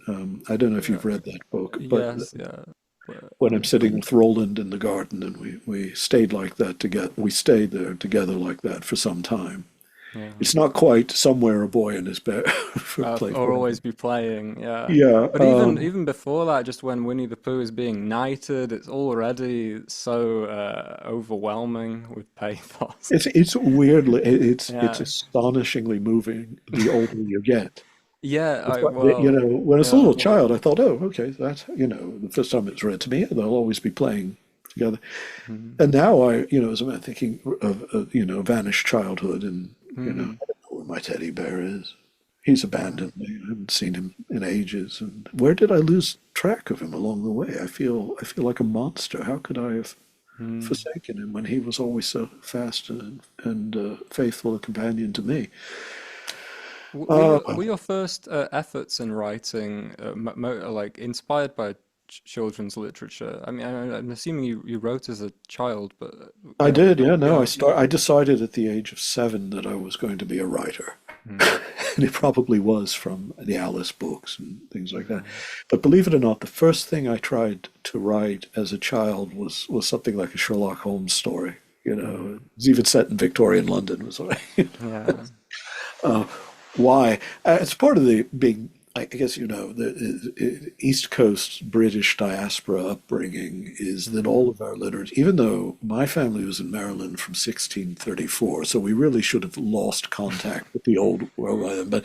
But just like every other ethnic group in America, we retain ties to the old world, or to the homeland, wherever it was, just like more recent immigrant cultures. So it never occurred to us that there was another cultural canon. Of course it's going to be. So it was probably a lot of British children's literature and the Mary Poppins books too, which I'm not as fond of. But curiously enough, I think the Disney film is an improvement in many aspects, and that's something I would rarely say about many things. I apologize. Stanley Kubrick's favorite film to watch with his children, apparently. Yeah, I apologize for Dick Van Dyke's accent. Yeah. He has been very contrite about it over the years. That and Keanu Reeves in Dracula, I think, two debts that we will never, as a culture, be able to repay Great Britain. And then, of course, we visited Trump on the world, so that's the third and final strike. But three equal sins. But Dick Van Dyke's such a sweet guy, and to be honest, the novelist China Mieville told me that he loves Dick Van Dyke's accent. He wouldn't have it any other way. Yeah, I mean, it adds to the campy charm. It adds to the dream world charm, absolutely. And his accent playing the old banker is perfectly acceptable. Because so, I mean, it was just trying to make it for an American palate, that's just the hardest accent you can possibly imagine, and asking him to do this, and he told Dave, well, the fellow who taught him his dialect coach was actually an Irishman who was no better at doing this accent. So no one told him how bad it was until later. Said, well, I didn't know he was Irish, and that's close to England, as the crow flies. Physically close. Yeah. So yes, I tried, but it was a Sherlock Holmes story. I tried, yes, so that was. But I got. Did you write a few of them, or was it just like this one? Just the one. Just the one. I realized this was not my métier. I would never be a towering figure like Arthur Conan Doyle. Actually, I love the Sherlock Holmes stories. Actually. Yeah, nonetheless, a story about seeking something, which is maybe a nice seed to plant in youth. That's true. I think, though, I fell into the well of high modernism very early. It was like when I was in school, in high school, I was writing all these stories that were like bad Faulkner, bad Joyce, or post late modernism. So William Goss, but then I had this experience with Pale Fire. And coincidentally, I happen to be reading at the moment. Really? Well, okay. But I've just ordered it. Okay, that's weird. Okay, yeah. I'll talk about synchronicity. Yeah. But at the age of 16, I think it was when I read it. It was like a meteor through a hen house. And now, I mean, I know all the limitations of Nabokov. People sometimes think that I'm a Nabokovian fanatic. I'm not. It's just that he was very important to me as a threshold experience. And that book, it could be that hilarious and that beautiful, and you don't have to think it's a good poem. The Bowser. I was the shadow of the waxwing slain by the false azure of the window pane. I was that smudge of ash and fluff, and I lived on, flew on in that reflected sky. And from the inside too, I duplicate myself, my lamp, an apple on my plate, and how delightful when a drift of snow would bring this to the sill just so, would bring, I don't remember that, it's been too many years, to make all my furniture to stand out on the lawn of that enchanted land. I mean, it's not of equal quality all the way through, but the Charles Kinboat character and the web of mysteries and the reflections, and of course the House of Mirrors quality of it is There is the dream within the poem with the synchronous dream, the Yeah, white the mountain white fountain, or or fountain fountain or mountain. Yeah, yes. yeah, yeah. No, and Um, but I loved the sense of liberation of form that the mm, reading. I love, but I also loved the 19th century canon. I mean, yeah. you may have noticed that I kind of in the book did as with Thresholds, I there or Dramatis Personae too, or whatever. That there was, I do have a taste for that sort of languid Yeah. storytelling. My great idol, in terms of prose style and ingenious narrative invention, actually, Robert Louis Stevenson. I still think is just a towering figure in British letters that's not appreciated. It's funny, everywhere else in the world, people think of him as a genius. In England, it's, oh yeah, he told a good story, good children's books, Treasure Island. The English are very good at underestimating what they do best, Vaughan underestimating. Williams, yeah. Well, Vaughan Williams, everyone else is, oh, no, it's too many melodies. It doesn't Yeah. make it seem serious like Bayburn and Baird. I mean, that's the real thing. I That's the mean, Vaughan yeah. Williams' sentiment, and, it's oh, Yeah. actually, the orchestrations are brilliant. And a lot of this, the late symphonies, the eighth and the ninth, very, very, very hard edges. And Just listen Six. to it. Number oh, Just listen six. to it. number six, yeah, my goodness. Yeah. And the Beatles. Well, no, everyone knows. But even then, it's true that England is the only place where I've met people who say, oh, I don't like the Beatles. No, Yeah. it's nowhere near as good as Led Zeppelin. And it's like, well, you see, for the rest of the world, what we hear is this ingenious taking rock and roll, mixing it with British folk melody, and then in a very short time becoming geniuses of complex chord progressions that they didn't even understand musicologically. No, and That's what's so annoying about it. It's like I love that they immediately become talentless as well. Not talentless. That's a bit of a no. cruel, but they immediately drop off as soon as the band is dissolved. Well, no, except I George love that. Harrison. I love all things. What's it Chopin. All called? All things shall things shall pass. pass. Chopin, yeah. Plastic Ono Band, Ram. There are good solo albums, Yeah, but the first, majority of that but material was was written written while they when they were were in the Beatles, right? Beatles. Right. Um, Jealous Guy, for instance, was a Yeah. road to exactly. Rishikesh and things like that, Yeah. which I would have preferred better lyrics. On the road to Rishikesh. Yeah, in Uh, the last Peter Jackson thing, we hear like a version of "Give Me Some Truth," I Truth, think, yeah, yeah, yeah. with the whole band, and it sounds so infinitely better to the what Well, we you see, actually that's the get on thing is, Imagine. yeah, Uh, but this, well, Leonard Bernstein said, well, they learned all the music in a previous life, so that's how they. But it is, yeah, but it is true. It's only in England that I've ever known people who don't get. This was a really new sound, and we love mm, it for a reason, and and it's Rudyard Kipling, another example. Now I know people mm, have stuff like, but he's been, he was not the wicked colonializing person he's often accused of being, except sometimes. But I remember when I was living in Britain when Rudyard Kipling's stories went into the public domain. So a great number of new editions came out, and there was this, I don't remember what it was, on Channel 3 or whatever it was, I mean, not BBC 3 on the radio, I mean, Granada, no, Granada's, I don't remember. It was ITV. The Yeah, ITV, thank you. ITV. How yeah, can I forget that? They gave us Danger Man The list and the goes on. Avengers and the Saint, which was boring, but the Avengers, and Diana Rigg. How can I forget ITV? with But anyway, Diana yeah, Rigg. Oh, is they had this group of fairly well-known literary critics sitting, or people who wrote it, and they were all discovering for the first time that Rudyard Kipling was a brilliant short stories writer. mm. And there's nowhere else in the world where people didn't know this. There's Yeah, I nowhere else confess people. I've never read him on slightly. Okay, Yeah, all right. I Yeah. think the issue with Kipling, and Oh perhaps dear. you'll contradict me, is his poetry, which became his main outlet Yeah, later in life, which I think is very much inferior to his yeah. prose.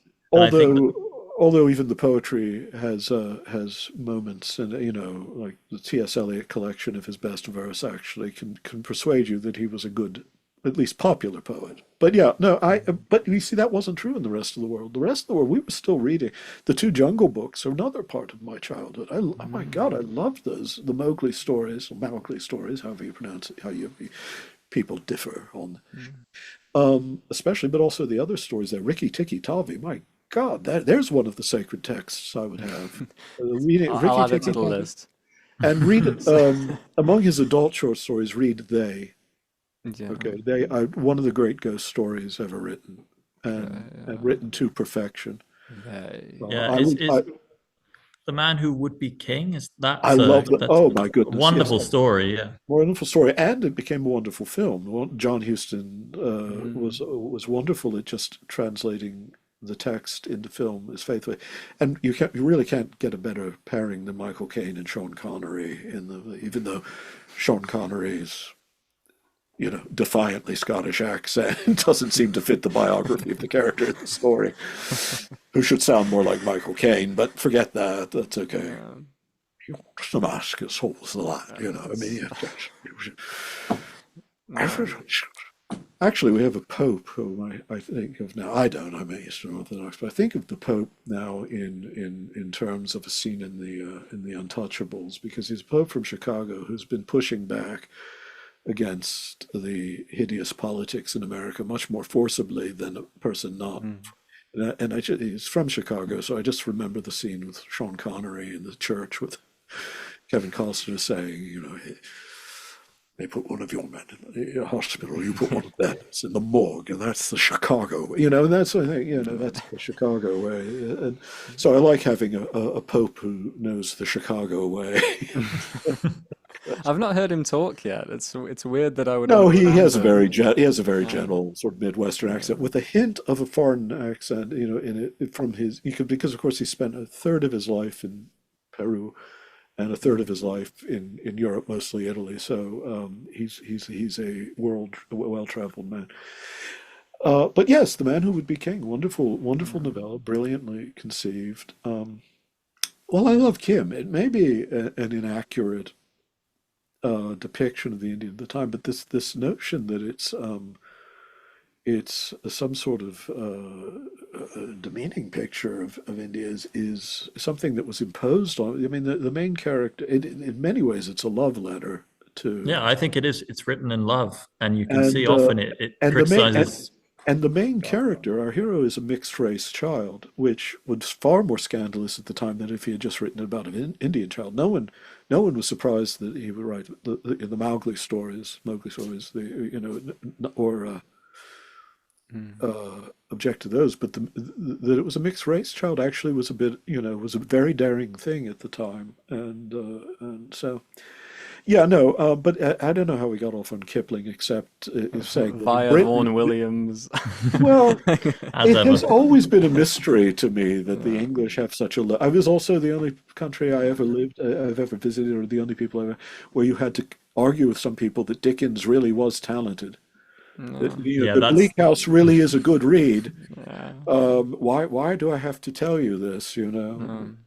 So Powell Um, and Pressburger, another good example. yeah, yeah, gosh. Fell Howell and completely out of Pressburger fashion. revered everywhere else, but they had to be rediscovered in Britain through Yeah, American television, through TCM Yeah. streaming in America The bit in A and Matter of Life Criterion and Death when like after the plane crash when David yeah, Niven's on the beach and we don't know that quite he's yet dead. Yeah, whether he's dead or whether he's alive or in what state he is. yeah. Um, so it's really beautifully magic. It captures actually. I had a similar feeling, I felt like a similar feeling was being summoned by Prisms Veils from time to time, in the True Helen story. Just that this ambiguity about what state you're in. Yeah. Am I in the world beyond? Am I in this world? And this starting as just a thought, but really, yeah, becoming a reality. yeah, and Yeah, he meets the pan-piping nymph, of course, on the beach, Yeah, which that's really, true. Oh, come to think of it, yes, the second story. Maybe, oh goodness. yeah. I wonder. Well, a friend of mine, Stanley Hauerwas, says that a genius is someone who's forgotten all the books he read. Hmm. What he meant was you think you're a genius because you have all these brilliant ideas, but you always remember, oh, actually, yes. Oh, that was Schelling. Oh, Yeah, that was, you know. yeah. But it's funny. I planned to write that particular collection, and many of those stories had already occurred to me as many as a dozen years ago. And I think and the one I wrote and put out was The True Helen. But I'm glad that I kept getting delayed. I'm not glad that part of it was physical illness, but I'm glad that I got delayed because I think I came to it with a more refined notion of how to write it when I did. So Yeah. uh, Have you been writing fiction sort of throughout your writing career yeah, on the side?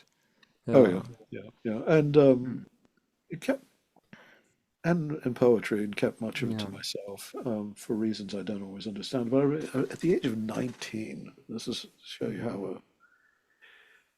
I sent a short and very sort of kind of modernist novel with an untrustworthy narrator to an editor at New Directions Press. And I was living in England at that time too, but I'd written it the year before in the States.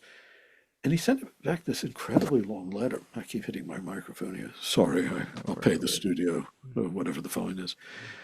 And it was really, oh, language is beautiful and all this. And he told me all the virtues of it. And he said, unfortunately, the age of modernism is over, so I don't think we could go with this. That was the last line. I thought, okay, but it was encouraging. I'll say that. But it's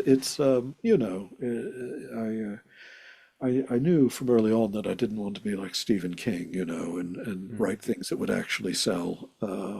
That I wanted to write what I would want to write. So I knew that this wasn't going to be all I did for a living. So I'm glad that I've gotten more time for it in later life. I'm actually finishing off a novel or long novella. It's a novel now, in which there's a lot of Alice through the Looking Glass now that I think of it. Yeah, good. And I look forward to it. Yeah. Because I feel like sometimes in your fiction, I've read a decent amount of your nonfiction as well, but I find maybe it's just a facet of fiction. I find it so much more pungent and immediate. I understand the arguments a lot faster as well. I didn't read the whole of All Things Are Full of Gods, but I found the picture of consciousness that we get in the Borgesian Pictura Ignotus story so much more immediate and vivid. so do I, curiously enough. I Yeah, mean, remember the name of the poem. I mean, not the name of the poem. The name of the painting in that story by its popular name. It's known as the Dordrecht Canvas, but its the inner actual eye. Dutch was the Geestesoog, Geestesoog. which in Dutch is, of course, the mind's eye or the spirit's eye, and so I was hoping people would pick that up. But no. It's funny thing is, if I could just leave it at that, the Pictoric Notice says about as much about consciousness as I care to say. So it pleases me you say that. But other people like exposition. They like the things clearly laid out, clearly lying out. Clearly laid out. What a weird misuse of the intransitive that was using. Anyway, so yeah, actually it gives me great pleasure to hear you say that. To swing somewhat in the opposite direction, something that I found very agreeable about All Things Are Full of Gods is, of course, the conceit. I was sort of on the fence about committing to this enormous tome at that particular point in my life, but then upon reading that it was this sort of godly dialogue, and in which the characters are taken relatively seriously, I I found it impossible to reject, and I thought that element of it, the fictional element of it, brings it together in a way that would not be true if it was the more conventional philosophical large tome. Okay. But yeah, I mean, I wondered Yeah. what did you think about giving it that frame by making it in Well, I mean, its structure fictional? curiously enough, yeah, excuse me for all these noises you hear going on in the background, but my computer was acting up there. It was freezing your pictures, so I just had to refresh them. My feelings about it where just as you say that the fictional framing of it got me through it Mm. because well, I think the dialogue form has certain advantages anyway, because it's like the memory palace. You associate a particular speaker with a particular point of view. Now, it's not drama, so I'm not differentiating their voices radically or trying to create characters. There are a few jokes based that people who know the Greek myths will have no trouble understanding, like why Hephaestus has to go to marriage counseling with Aphrodite. But on the whole, but there is a practical value in people being able to keep the argument straight. The Hermes represents a certain view of language, Eros of the natural structure of will and desire and longing. The Psyche is dealing with the life sciences and life as a whole and the intersection of consciousness. And Hephaestus is probably a functionalist at the end of the day. That's where he comes down.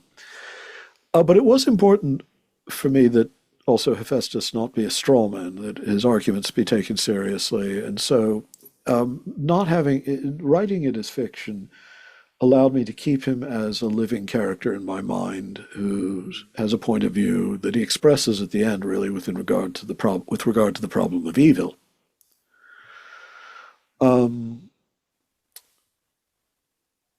Yeah. And Yeah, I don't know if I'd have finished writing the book as in a different form. I mean, I've never had a problem with editors. No editor has ever said, "Oh, I've got to cut this or change this radically." It's usually, "Is it all right if we put a period rather than a semicolon on page 172 here?" And that's about the length. It's like I never get. So I'm sure that whatever I gave them would have been agreeable to them. But I don't know if I've gotten it to them, It's just this, there's so much here to say. And I'm going to get bored by the argument before I get to the end.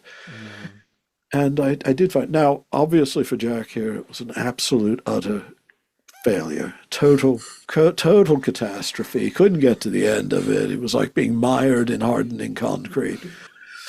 But for you, Milo, with your more sensitive soul and your more expansive imagination and capacious heart, apparently it worked. So that's what's important. And I agree with the Hephaestus not being a straw man, because it could very easily have been his position is that he has to make every possible argument, and if just one sticks, he wins. But necessarily for the thesis of the book, every single argument has to be knocked back one at a time. But I think where it comes to at the end becomes quite moving in a way, because I found, at least, the experience of God, which does in 1/3 cover similar territory, comes to a similar question in its final conclusions of this sort of mystery of evil is mentioned. But I found its treatment in All Things Are Full of Gods to be, because of the dialogue, because it's two people who care about it but can't fully explain it, that it became moving and became meaningful in perhaps a different dimension to simply the intellectual. You warm my heart. Mind you, Jack's okay too, because he likes my stories. Okay, so I don't hate him. That's Despite good to know. what you've heard, yeah. It's almost been here all for 2 hours. I just realized I have something scheduled. I actually would be perfectly content to just keep the conversation going. It's a shame we're not in the same place. It's been drinking something better than iced tea or orange juice, I think. Yeah. These darn screens. Yeah, it's been a real pleasure. Like if you're in the Houses of Parliament or Germany. Is that where you live? Is that where you live? Yeah, I'm in Rhineland, Rhineland-Pfalz at the moment. Yeah. Wow. That's actually quite a lovely place to be gorgeous stationed. region. My goodness, yeah. The best weather in Germany. Yeah. And actually some landscape if you go looking for it. Yeah. I was in Berlin for 4 years, in the most landscapeless universe you can imagine, and then it warms my heart hearing people speaking German in hilly landscapes. And the autumn here is astonishing because of the wine fields. It Oh, means that not merely are the tree laden hills in full color, but the entire flatland as well, which is astonishing and otherworldly. It only really lasts about a week and a half. and how long have you been there? I've been here quite recently, but the last year of my life I've had no fixed address and I've been sort of volunteering around Europe, well, Central Europe, German-speaking Europe, um, and yes, I've just landed here recently. And why do you live in Germany? That's the I next fe- one. I Did you I felt fall I in fell love in with them? love. Yeah, Wow. love has to be love. Lovely Anna. Yeah. That's why my brother lives in Norway. He married a Norwegian woman. Yeah. Uh, and It's a Milo, it's a why do you live in the Houses of Parliament? Well, so- someone's got to keep this place running round the clock, and the dial fell to me. yeah. Okay. Yeah. Well, it's been a delight to meet the two of you. I hope we can do it again. Yeah. Es war mir eine Freude, Yeah. Sie kennenzulernen. Ich hoffe, wir können uns wiedersehen. Das wäre sehr schön. Ja. Ja? Ja. And And you, Milo, what other languages do you speak? A little bit of a German, little so bit. I picked that up. Okay. Yeah. Well, good for the two of you. It's a beautiful language. Yeah. I'm So, translating Eichendorff at the moment, and oh, really? yeah, I can send you some of my translations actually. I'm keeping the rhyme scheme, so they're pretty free. I was inspired by kind of Robert Alter's Old Testament, just his attitude to Keep the same number of syllables in each yes, line. exactly, Yeah, transmitting the kind of poetic effect at the expense of yeah. precise meaning, which is like the opposite of your New Testament. Um, Well, I had a purpose for my translation of the yes, New yeah, Testament, and it wasn't mhm, felicity. It wasn't literary felicity. There are yeah, plenty. What was I going to do better than the King James? yeah, yeah. Let me improve on this. And while I'm at it, I'll rewrite a Midsummer Night's Dream. Too much damn lyric beauty in it. Need some bit of Mickey Spillane. All right. So yeah. Yeah, real pleasure. Have a lovely, I was going to say evening as well, but late Yeah, afternoon also.